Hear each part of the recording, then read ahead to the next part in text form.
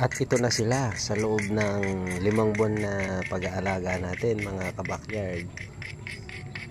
Okay na po sila. Nakikita na natin yung bunga nung pinaghirapan natin. 5 months na po sila ngayon. Ito yung mga in-upload ko nung unang upload ko na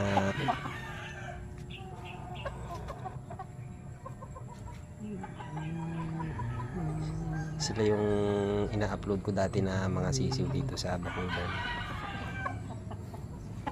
Okay na sila ngayon. Nakasurvive na rin sila sa mga sakit na dinaanan.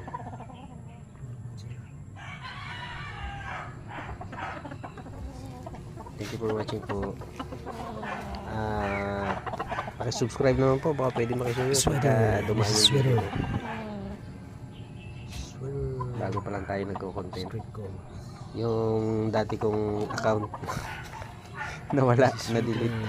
Kaya pangalawang gawa po namin ito ulit.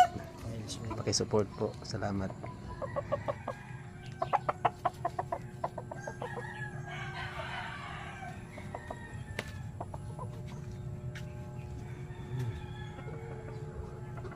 This is Weatherman Fighter.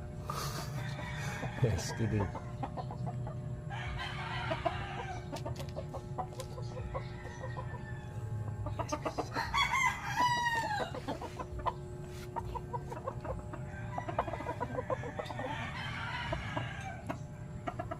Thank you for watching.